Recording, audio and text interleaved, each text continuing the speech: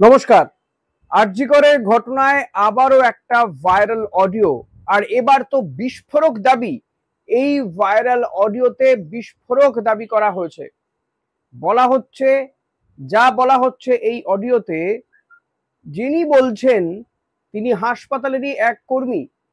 তিনি কি করেন সেটা তার পরিচয় জানা যায়নি এই ভাইরাল অডিওতে, এবং যেটা তিনি দাবি করছেন তাতে কিন্তু বলা যেতে পারে এই যে আরজি করে যে একজন জুনিয়র চিকিৎসককে খুন, ধর্ষণের ঘটনা, যে মামলার তদন্ত ইতিমধ্যে সিবিআই করছে, সেই মামলার কিন্তু কিনারা হয়ে গেছে।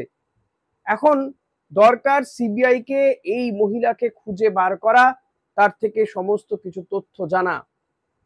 এই অডিও শুনলে আপনিও চমকে যাবেন যে কি ঘটেছে আরজি করে। এই অডিও শুনলে আপনি সত্যিই চমকে যাবেন, বিশ্বাস হচ্ছে না তো? শোনাবো অডিও, সবকিছু কিন্তু খোলসা হয়ে যাবে। আরজি করে ঠিক কি কি চলতো, কি হয়েছে, সমস্ত এই অডিওতে দাবি করছেন এক মহিলা। এবং যা ভয়ঙ্কর, সেটা সত্যি কি মিথ্যে নিঃসন্দেহে সত্যি জানা সম্ভব নয়, তবে এটা যদি সত্যি হয় তাহলে কিন্তু ভয়ঙ্কর কাণ্ড ঘটেছে আরজি করে ওই তরুণী চিকিৎসকের সঙ্গে। আর এই ঘটনাতে আরো বেশ কয়েকজন যুক্ত রয়েছেন যদি এই মহিলার কথা সত্যি হয়।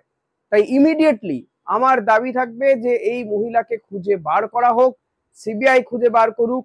এই নামে যতজন রয়েছেন তাদেরকে প্রত্যেককে ডাকা হোক। আর কেন এতদিন বা এই অডিও প্রকাশ পেল না, কেন এতদিন পুলিশ কোনো তথ্য পেল না, সেটাও কিন্তু একটা রহস্যে ঘেরা। সোমা মুখার্জি, তিনি নিজের পরিচয় দিচ্ছেন সোমা মুখার্জি। ঠিক কি হচ্ছে, কেন খুন হতে হলো এই তরুণী চিকিৎসককে, শুনুন এই অডিও। বন্ধুরা, আমি সোমা বলছি, সোমা মুখার্জি। এত কষ্ট হচ্ছে ভিতরে যে হসপিটালে বসে থাকতে পারছি না। আমাদের সব ডাক্তাররা সবাই খুব ডিস্টার্বড। আজকে তো ওপিডি বন্ধ রাখা হয়েছে। তোরা জানিস সমস্ত ঘটনা শুনলাম, যা মানে সত্যিকারের ঘটনা, যেটা আরজি করের ভিতরের যে ডাক্তার তারা তাদের বন্ধু বান্ধব মারফত এটা ছড়িয়ে মানে এসছে আমাদের কাছে। অ্যাকচুয়ালি যেটা ঘটেছে সেটা হচ্ছে, আমি শুনে তো মানে বিশ্বাস করতেও নিজেকে কেমন লাগছে রে। প্রত্যেকটা আমাদের ওয়েস্ট বেঙ্গলের প্রত্যেকটা মেডিকেল কলেজে, বিশেষ করে কলকাতার সরকারি মেডিকেল কলেজগুলোর প্রিন্সিপালরা, ডিপার্টমেন্টাল হেডরা, প্রিন্সিপালরা বিশেষ করে, তারা পাশ করানোর জন্য স্টুডেন্টদের কাছে রীতিমতো টাকা নেয়। যেসব স্টুডেন্টরা, ইন্টার্নরা, পিজিটিরা যারা ভালো করে ক্লাস করে না বা থিসিস তারা জমা দেবে, পিজিতে তো থিসিস জমা দিতে হয়, তো যারা MBBS final year final pass করবে না সাপ্লি পাইয়ে দেবে, ইন্টার্নের কমপ্লিশন দেবে না, ইন্টার্ন হওয়ার পর কমপ্লিশন না দিলে তারা রেজিস্ট্রেশন নাম্বার পাবে না, এই সমস্ত ভয় দেখিয়ে টাকা পয়সা নেয়। সমস্ত জায়গাতেই এটা আছে। এর মধ্যে সব থেকে নিকৃষ্টের থেকেও নিকৃষ্টতম হচ্ছে সন্দীপ ঘোষ, প্রিন্সিপাল, যে তোর আমাদের কি বলে আরজি কর মেডিকেল কলেজে। সেখানে ভাব যে ওনার একটা বিশাল নেক্সাস ছিল, যাতে উনি বেশ কিছু ইন্টার্ন, হাউস স্টাফ এদেরকে দিয়ে ওই নেক্সাসটা চালাতেন।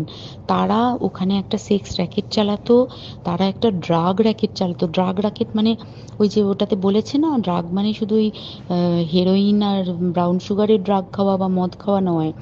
ড্রাগ মানে হচ্ছে যে কম দামি, কম টাকায় যে ওষুধ পাওয়া যায়, যে ওষুধ না জল ভগবান জানে, সেই ওষুধের মানে কোটি কোটি টাকায় যে টেন্ডার বেরোতো, সেই ওষুধ নিয়ে ওষুধ কোম্পানিগুলোর কাছ থেকে কোটি কোটি টাকা, সেই সমস্ত টাকার একটা বড় অংশ যেত পার্টি ফান্ডে। বুঝতেই পারছিস তাহলে। সেই জন্য পার্টির একদমই কাছের উনি, পার্টির মানে একদম খোদ মানে ওপর লেভেলের, একদম আসল জায়গাকার কাছে। তো এবার উনি এই যে নেক্সাসটা চালাতেন, তাতে রীতিমতো কোন ইন্টার্নকে উনি পাশ করাবেন, কোন পিজিটেকে উনি থিসিস কমপ্লিট করাবেন, সেগুলো সব ভয় দেখিয়ে টাকা নিতেন। আর তার হয়ে কাজ করতো ওই ইন্টার্ন হাউস স্টাফের একটা পুরো বড় নেক্সাস। এবার এই মেয়েটির যে পিজিটি, মেয়েটি অত্যন্ত ভালো, সে তার থিসিসটা কমপ্লিট করাবে না বলে হুমকি দিচ্ছিল। সে এটা জানতে পেরে গিয়ে বলেছিল যে আমি এরকম কোনোভাবেই মেনে নেব না, আমি এর এর বিরুদ্ধে আমি যাব এবং আমি এর বিরুদ্ধে সব ফাঁস করে দেবো। তখন তাকে রীতিমতো ধমক দেওয়া হচ্ছিল। এটা চলছিল লাস্ট 6 মান্থস ধরে। 6 মাস ধরে তাকে হুমকি দেওয়া, তার প্রতি মানে বেশি বেশি প্রথমের দিকে কি করছিল, অত্যাচার করছিল। মানে কিরকম, বেশি বেশি করে নাইট ডিউটি দিচ্ছে, at a stress 36 hours duty, বেশি বেশি করে নাইট, বেশি বেশি করে খাটানো, এবং এগুলো সব জানে ডিপার্টমেন্টাল হেড, চেস্টের যে ডিপার্টমেন্টাল হেড সেও জানে, সিনিয়র পিজিটিরা সবাই জানে। প্রিন্সিপালের নির্দেশেই হচ্ছে এবং ওনার নেক্সাসের ছেলেমেয়েরাই কাজ করছে। তারা 6 মাস ধরে এটা করেছে। করার পরেও যখন ওকে আটকাতে পারেনি, তখন কি করেছে, ওই দিনকে ওরা ঠিক করেছে যে দিনটাতে এই ঘটনাটা ঘটেছে, সেদিন কতখানি প্ল্যান্ড এবং গট আপ গেম দেখ। সেই দিন ওই ঘরে, ওই সেমিনার রুমে প্রত্যেক দিনই 4 তলার আরও অনেকেই যারা সিনিয়র পিজিটি বা জুনিয়র পিজিটি, তারা কিন্তু বিশ্রাম নিতে যেত, অনেকেই ওই ঘরে যেত। সেই দিনকে ও একা, ওকে বলেছে তুমি ঘুমিয়ে পড়ো, ওকে একা রেখে এসেছে। বাকিরা কাউকে যেতে দেয়নি, বলেছে ওই ঘরে আজকে ঘটনা ঘটছে, মানে কাজ হচ্ছে, ওই ঘরে কেউ যাবে না।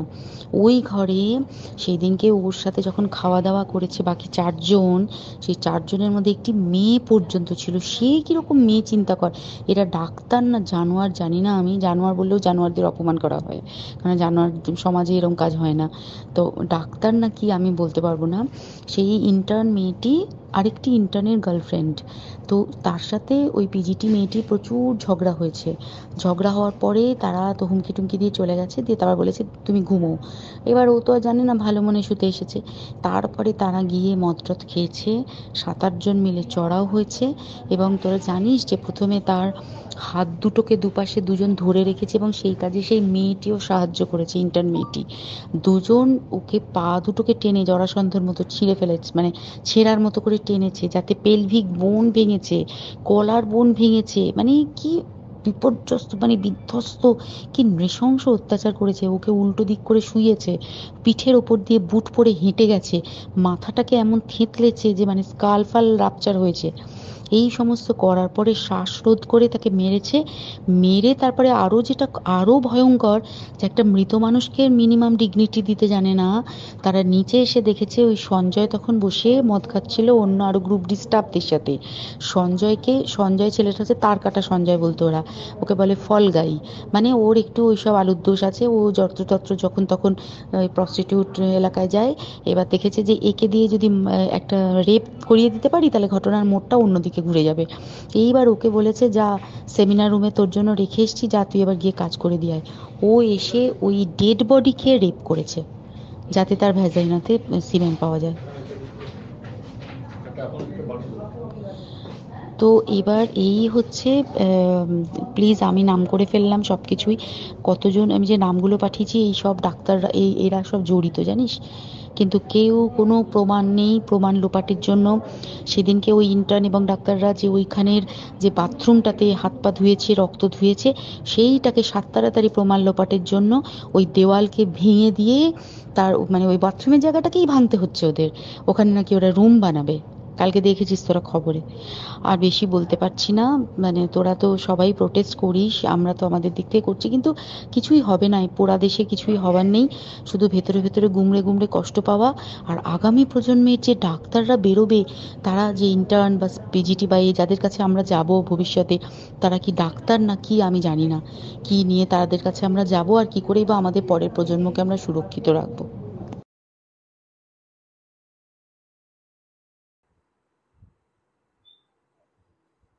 শুনলেন, ভয়ঙ্কর।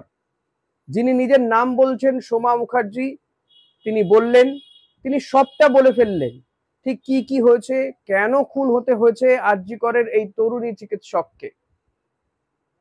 আমার প্রশ্ন, এই সোমা মুখার্জিকে অবিলম্বে সিবিআই নিজেদের হেফাজতে নিক, আর এই অডিওর সত্যতা বিচার করুক, যাচাই করুক। কালীঘাটের কাকুর যদি কণ্ঠস্বরের নমুনা পরীক্ষা হতে পারে, তাহলে এনআরএও কণ্ঠস্বরের নমুনা একেবারে পরীক্ষা করে দেখা হোক যে কে এই সোমা মুখার্জি, কতজন সোমা মুখার্জি হাসপাতালে কর্মী রয়েছেন, চিকিৎসক, জুনিয়র চিকিৎসক, house staff, what ever, nurse, কি অন্য কোনো কর্মী। এনার যা কথাবার্তা শোনা যাচ্ছে, ইনি শিক্ষিতা একজন, ফলত তাকে অবিলম্বে জিজ্ঞাসাবাদ করলেই বোধহয় এই আরজি করের ঘটনা ঠিক সত্যাসত্য বেরিয়ে আসবে এবং কিনারা হতেও খুব বেশি সময় লাগবে না। ভয়ঙ্কর সব অভিযোগ করছেন তিনি। প্রিন্সিপাল যিনি সদ্য প্রাক্তন হয়েছেন গত কয়েকদিন আগে, সন্দীপ ঘোষের বিরুদ্ধে তো মারাত্মক সব অভিযোগ। তাহলে সন্দীপ ঘোষকে কেন গ্রেপ্তার করা হচ্ছে না, কেন তাকে পুরস্কৃত করা হয়েছিল, যে প্রশ্ন আদালতও তুলেছিল, সে কারণে আদালত তাকে ছুটিতে পাঠিয়েছে। এই সন্দীপ ঘোষকে কেন হেফাজতে নেওয়া হবে না, এই প্রশ্ন থাকবে অনেক বেশি করে এই অডিওকে ঘিরেও। যে এই সোমা মুখার্জি যিনি নিজের নামও বলে ফেলছেন, তিনি কি করেন সেটা অবশ্য বলেননি এই অডিও বার্তাতে, কিন্তু এতদিন তিনি কোথায় ছিলেন, এবং তিনি বলছেন যে এই প্রমাণ লোপাট করতে কি কি করা হচ্ছে, কি কি করা হয়নি, সে সমস্ত কিছু বলছেন তিনি। পাশাপাশি তিনি এটাও দাবি করছেন যে হাসপাতালে ঠিক কি চক্র চলে, যেটা নিয়ে ইতিমধ্যে বাইরে গুঞ্জন শোনা যাচ্ছে। তবে এই ক্ষেত্রে কোনো প্রভাবশালী তত্ত্ব এক্ষেত্রে নেই, কোনো নেতা মন্ত্রীর ছেলে এই বক্তব্য অন্তত এই অডিও থেকে পাওয়া যায়নি। আমার দাবি থাকবে যে যত সোমা মুখার্জি রয়েছেন, সোমা নামে যত মহিলা রয়েছেন এই আরজি কর হাসপাতালে, তাদের প্রত্যেককে ডাকা হোক, জিজ্ঞাসাবাদ করা হোক, আরো তদন্ত করা হোক, এবং নিঃসন্দেহে সিবিআই সে তদন্ত করছে। সিবিআই ইতিমধ্যেই আজকে যেটা জানা যাচ্ছে যে 4 জন চিকিৎসককে ডেকেছিলেন, জুনিয়র চিকিৎসককে, তাদের জিজ্ঞাসাবাদ করেছে। সিবিআই তদন্ত চালাচ্ছে। এই তদন্ত খুব দ্রুত হয়তো কিনারা হয়ে যাবে, কারণ কলকাতা পুলিশ তাদের দাবি যে তারা অনেকটাই কিনারা করে ফেলেছিলেন। এখন তারা যে সমস্ত তথ্য দিয়েছেন সেই তথ্যের ভিত্তিতে কিন্তু কিনারা হয়ে যাবে, এমনটা মনে করছেন তারা। এখন সবটাই তো সময়ের ব্যাপার। এমনিতেই সিবিআই এর তদন্ত, একাধিক মামলা রয়েছে, অনেক তদন্তের শেষই হয়নি। আবার একটা আপনাদের ওয়ার্নিং বলে রাখবো, যেটা বলতেই হয়, এই অডিও সত্যতা যাচাই করা আমার পক্ষে সম্ভব নয়, সম্ভব হয়ওনি। এখন এই সত্যতা যাচাই করবে পুলিশ বা তদন্তকারী অফিসাররা, তারা সত্যতা যাচাই করবে যে সত্যিই এটা কি তৈরি করা। এবং যেটা প্রশ্ন জাগায় যে একজন মহিলাই কি করে সমস্তটা বলে যাচ্ছেন, কেন কথোপকথন নেই, এটা একটা প্রশ্ন জাগায়। তিনি নিজেই সবটা বলে গেলেন, যেটা তার বন্ধুদেরকে বলছেন সেটা কেন তিনি তদন্তকারী অফিসারদের, পুলিশকে বলছেন না? তাহলে কি তিনি প্রাণের ভয় পাচ্ছেন? এটাও কিন্তু শোনা গেছে যে আরজি করে অনেকেই অনেক কিছু জানেন, অনেক পড়ুয়া অনেক কিছু জানেন, কিন্তু তাদেরকে ভয় দেখানো হয়, তাদেরকে ফেল করিয়ে দেওয়ার ভয় দেখানো হয়, তাই তারা মুখ বন্ধ করে রয়েছেন। আমার মনে হয় তাদের প্রত্যেককে জিজ্ঞাসাবাদ করবেন তদন্তকারীরা, না হলেও সেই দাবি রাখবো যে তাদেরকে জিজ্ঞাসাবাদ করা হোক, কারা এই ঘটনার মূল চক্রী। যে সত্যিই কি এই সঞ্জয় রায় তিনি এই ঘটনার মূল চক্রী, নাকি এর সঙ্গে আরো কেউ যুক্ত রয়েছে, নাকি সঞ্জয় রায়কে স্টেপগোট করা হয়েছে, এই সমস্ত কিছু অনুসন্ধান করা হোক, অতি দ্রুত এই সমস্যার সমাধান করা হোক। যে ভয়ঙ্কর নারকীয় ঘটনা ঘটেছে আরজি কর হাসপাতালে, তা সত্যি লজ্জার। সে কারণেই আমি বলবো যে যে ভাইরাল অডিও আপনাদেরকে শোনালাম, এই মহিলাকে খুঁজে বার করা হোক, কে ইনি, সত্যি কি তিনি সবটা জানেন, নাকি আরো কেউ অনেক কিছু জানেন, এই সমস্ত কিছু তদন্তের ভেতরে নিয়ে আসা উচিত, তদন্তে আনা উচিত, নাকি শুধুমাত্র তদন্তকে ডাইভার্ট করার জন্য এই ধরনের রেকর্ড কেউ কেউ করছেন, সেটাকে ভাইরাল করে দেওয়া হচ্ছে। এই সমস্ত কিছু যাচাই হওয়া প্রয়োজন রয়েছে। এখন আপনারা কি মনে করছেন সেটা অতি অবশ্যই জানাতে ভুলবেন না। অতি অবশ্যই কমেন্ট বক্সে গিয়ে আপনার রাগ, ক্ষোভ, দুঃখ সমস্ত জ্বালা মিটিয়ে নিন। আমার বিরুদ্ধেও যদি কিছু বক্তব্য থাকে অতি অবশ্যই জানাতে পারেন। সাদর আমন্ত্রণ রইল। ধন্যবাদ।